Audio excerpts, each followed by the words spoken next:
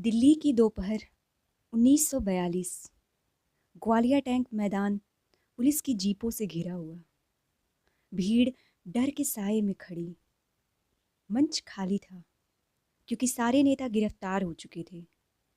लाठियां चल रही थीं। डर का माहौल। लोग पीछे हट रहे थे। अचानक भीड़ को चीरती हुई एक महिला मंच पर चढ़ी, हाथ में तिरंगा। उसका चेहरा शांत, आंखों में आग। भीड़ सन्न रह गई। वह झंडा फहराती है और मंच पर ठहरी, बिना किसी डर के। पुलिस हैरान, अफसर दंग। यह महिला थी अरुणा आसफ अली, जो इतिहास के पन्नों में हमेशा तिरंगे की नायिका के रूप में जानी जाएंगी। अरुणा का जन्म 16 जुलाई 1909 को हरियाणा के कालका में हुआ। बंगाली ब्राह्मण परिवार। पिता उपेंद्र नाथ गांगुली रेलवे विभाग में थे। बचपन में ही उन्होंने देखा कि समाज महिलाओं को बराबरी नहीं देता। स्कूल में पढ़ते समय उनके सवाल, क्यों औरतों को कम समझा जाता है, क्यों हमें बराबर अधिकार नहीं, भविष्य में उनकी क्रांतिकारी सोच का बीज बने। कलकत्ता में पढ़ाई के दौरान उन्होंने समाज सुधारकों के लेख पढ़े। ब्रह्म समाज, स्वामी विवेकानंद, गांधी जी के विचार। बीए ऑनर्स करने के बाद शिक्षण में करियर शुरू किया, लेकिन वह महसूस कर रही थी कि केवल पढ़ाने से बदलाव नहीं आएगा, मैदान में उतरना पड़ेगा। 1928 में उनकी मुलाकात हुई आसफ अली से, जो वकील और कांग्रेस नेता थे। उम्र और धर्म में अंतर होने के बावजूद दोनों ने समाज की परवाह किए बिना शादी कर ली। यह साहसिक कदम उनके जीवन में राजनीतिक सक्रियता और संघर्ष की शुरुआत था। अब वे कांग्रेस नेताओं के साथ बैठकों में आने लगी, राजनीतिक कार्यों में शामिल होने लगी। 1930 के दशक में सविनय अवज्ञा आंदोलन में उन्होंने सक्रिय भाग लिया। उन्हें गिरफ्तार किया गया। जेल में रहकर उन्होंने औरतों के अधिकारों और शिक्षा के लिए काम किया। जेल में उन्होंने महिलाओं की स्थिति को देखा और सुधार की कोशिश की। इस दौर में उनकी छवि बन गई महिलाओं के अधिकारों की मजबूत आवाज। जेल से निकलने के बाद उन्होंने महिलाओं को संगठित किया, गांव-गांव जाकर भाषण दिए, पढ़ाई के लिए प्रेरित किया, महिलाओं को राजनीति में शामिल किया।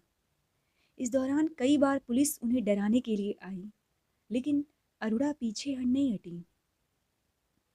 1942 में गांधी जी ने भारत छोड़ो आंदोलन की शुरुआत की। 8 अगस्त 1942 को ग्वालियर टैंक मैदान में सभा का आयोजन। नेताओं की गिरफ्तारी के बाद मंच खाली। भीड़ का मनोबल टूटा। तभी अरुणा मंच पर चढ़ी और तिरंगा फहराया। भीड़ में उत्साह की लहर दौड़ी। अंग्रेज अधिकारी दंग, जनता प्रेरित। इस घटना ने स्वतंत्रता संग्राम में नया उत्साह भर दिया। अंग्रेज सरकार ने उन पर वारंट जारी किया। अरुणा भूमिगत हो गई। उन्होंने गुप्त सभाएं आयोजित की, पर्चे बांटे, जनता को जोड़ने का काम किया। कई बार वेश बदलकर निकलती और पुलिस के शिकंजे को चकमा देती। इस दौरान उन्होंने महिलाओं और युवाओं को संगठित करना जारी रखा। उन्होंने देखा, सुना और प्रेरित किया। कई बार उन्हें गिरफ्तार किया गया, लेकिन उन्होंने कभी हिम्मत नहीं हारी।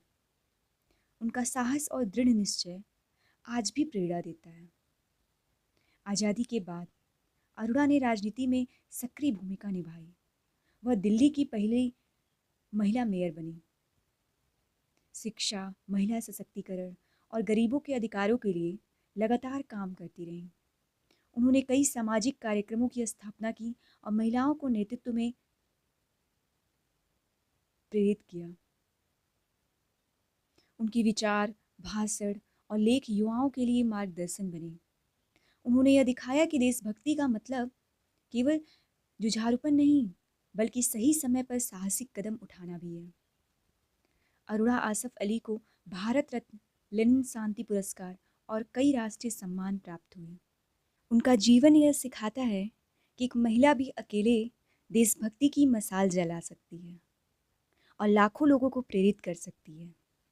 आज भी उनकी कहानी हमें याद दिलाती है कि स्वतंत्रता संग्राम सिर्फ पुरुषों का नहीं था, महिलाएं भी उसी हिम्मत, साहस और जुझारूपन के साथ शामिल थीं। तिरंगे की नायिका अरुणा आसफ अली हमें यह संदेश देती हैं कि डर और कठिनाइयों के बावजूद यदि इरादा दृढ़ हो तो कोई भी लक्ष्य हासिल किया जा सकता है। एक महिला, एक तिरंगा और लाखों दिलों में उठी आज़ादी की लहर। अरुणा आसफ अली सिर्फ झंडा फहराने वाली नहीं थी, वह उम्मीद का झंडा था।